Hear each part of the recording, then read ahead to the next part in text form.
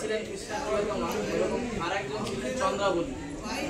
চন্দ্রাবলীও কৃষ্ণের প্রিয় ছিলেন। এক সময় কি করে চন্দ্রাবলী তিনিও কুঞ্জ সাজান, আর এদিকে রাধারানীও কুঞ্জ সাজান। এখন ও জানে যে আমার দোলনাতে এসে বসবে, কে জানে? রাধারানী। আর এদিকে চন্দ্রাবলীও মন প্রাণ দিয়ে প্রার্থনা করছে যে যদি আমার কাছে আসে তাহলে ভালো হয়। তো কৃষ্ণ দেখছে যে চন্দ্রাবলীর প্রার্থনার জোরটা বেশি, তো ওর জন্য উনি কি করেছে, চন্দ্রাবলীর কুঞ্জে চলে গেছে। আর এখন এদিকে ললিতা বিশাখা এদের কাছে কেউ খবর দিয়েছে যে কৃষ্ণ কি চন্দ্রাবলীর কুঞ্জে বসে আছে। তখন রাধারানীকে বলাতে রাধারানী তখন সেই কুঞ্জ ছেড়ে এখানে এসে বসে যান এবং এখানে অভিমান করে। বুঝতে পারছেন মান অভিমান কখন হয়? আমরা এই যে জগতের প্রেমে আমরা জানি না যে মান অভিমান কখন হয়। তো মান অভিমান প্রথম হচ্ছে শান্তি, প্রেমে অশান্ত হলে হবে না, প্রথম হচ্ছে শান্তি থাকে। তো এইভাবে 8-10টা স্টেপ বলা হচ্ছে ভক্তির অশান্তিত স্বীকৃতি, এবং তারপরে আসে এই মান, তো যাকে অভিমান বলা হয়। তো সেই রাধারানী যখন এখানে মান করে এবং মানের ফলে তার অশ্রু নির্গত হতে থাকে।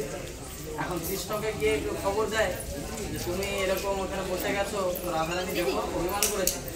তো তখন বলছে না না, রাধারানী অভিমান করতে পারে না। তো রাধারানীর কাছে গেছে, তখন দেখছে কৃষ্ণ মালা পরে এসছে। জিজ্ঞেস করছে মালাটা কোথা থেকে পেলে? বলছে মালাটা তো তোমার নীল বস্ত্র প্রিয়, তো ওই জন্য আজকে নীল ফুলের মালা পরেছি। বলছে না না, ঘরে গিয়ে মালা পরে আসছো আর বলছে তোমার নীল রং প্রিয়। বলছে ঠিক আছে, আজকে যে বস্ত্রটা পরেছো এটা কার জন্য পরেছো? বলছে এটাও তার জন্য, এটাও তোমার জন্য পরেছি, তোমার ভালো লাগে। বলছে না না, এটাও অন্যজনের জন্য, আমি খবর পাইনি তুমি চন্দ্রাবলী কুঞ্জে গেছিলে। তখন কৃষ্ণ তার অভিমান ভাঙাতে সেও ক্রন্দন করতে থাকে। তো এইভাবে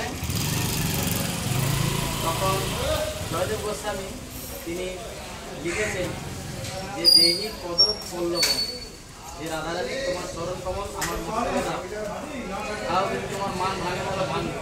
রাধারানী বলছে না, আমার মান ভাঙানো তোমার দেওয়া সম্ভব না। কৃষ্ণ ক্রন্দন করতে থাকেন। তো দুজনার মান অভিমানে এই যে তাদের নয়নস্য জল, এই স্বল্প, বুঝতে পারছেন? আমি যে আপনারা কান্দে কতটা জল হবে, সবাই মিলে যদি কান্দি 10 জন হবে। হ্যাঁ, তো রাধারানী এই হচ্ছে মান সরোবর। আর আরেকটা লীলা হয়েছিল এখানে, একজন মুনি ছিল যার নাম ছিল অসুরী মুনি। উনি পর্বত শিখরে তপস্যা করছিলেন।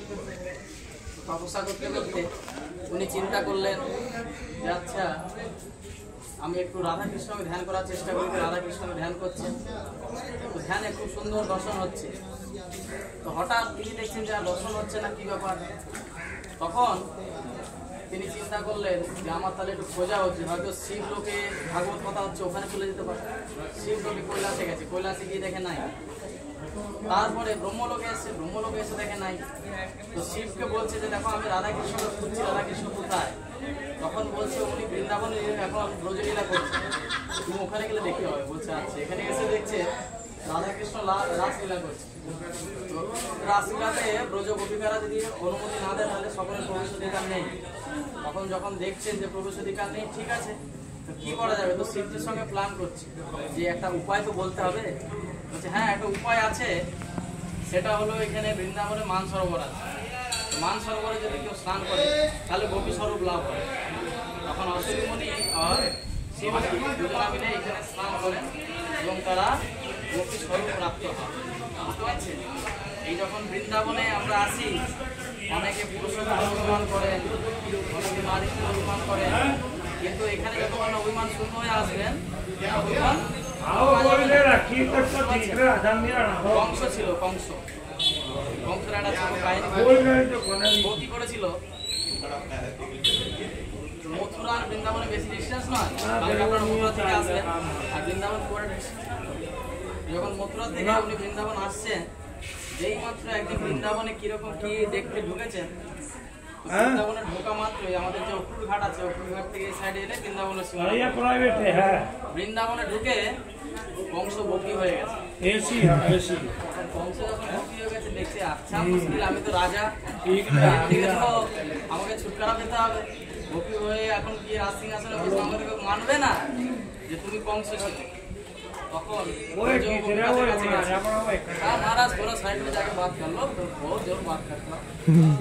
तो তারপরে ও চিন্তা করছে যে তাহলে গোপীদের কাছে গেছে। বলছে ঠিক আছে, একটা জিনিস করলো তুমি এই যে ব্রজ গোপীরা যে বাড়িতে গোবর রেখেছে, গোবর তোমাকে চুরি করতে হবে, ঢুকে দিয়ে বিক্রি করতে হবে, তাহলে তুমি মুক্তি হতে পারবে। আচ্ছা ঠিক আছে। কংস তখন কি গোবর চুরি করে, তখন ব্রজ গোপিকাদের হাতে মার, ব্রজ গোপিকাদের আশীর্বাদ, বুঝতে পেরেছে? কংস আমরা দেখি আপাত দৃষ্টিতে সে অসুর ছিল, কৃষ্ণকে মারতে চাই না, কিন্তু ভগবান কি বলছেন যে যেভাবে স্মরণ করে আমি খুশি হই, আমার কোনো অসুবিধা নেই, বুঝতে পারছেন?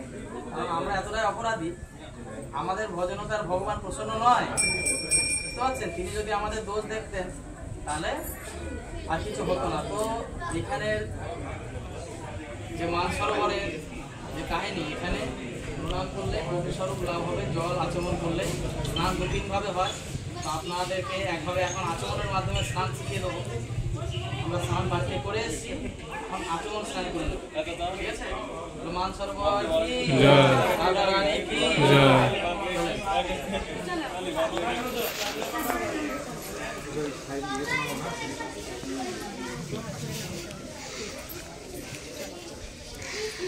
প্রচুর ঝামেলা রে এইসব গ্রুপ ট্রুপ নিয়ে এসে ঘোরানো মানে।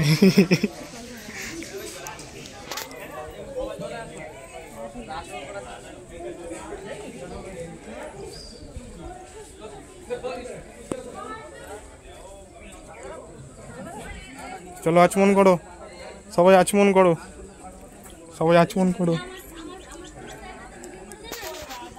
হ্যাঁ দাও। ওই ফোনে যা ভিডিও হবে, ওই ফোনে যা ভিডিও হবে আপনি পাঠালে ফেমাস হয়ে যাবেন। দিয়ে দেবে, দিয়ে দেবে, সব দিয়ে দেবে, ওগুলো আমি দেবো, আপনি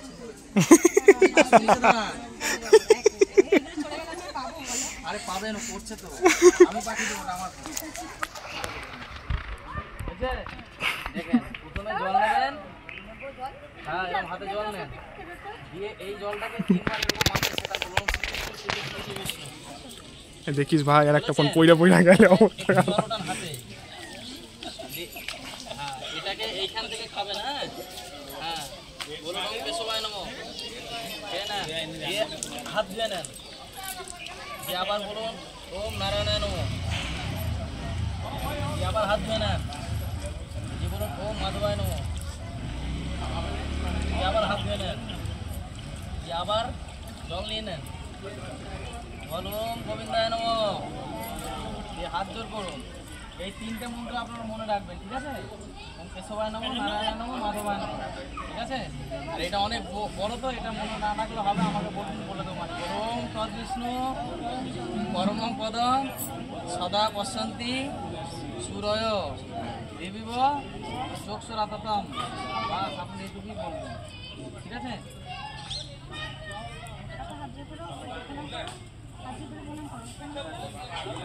চ হয়ে গেছে, ধর।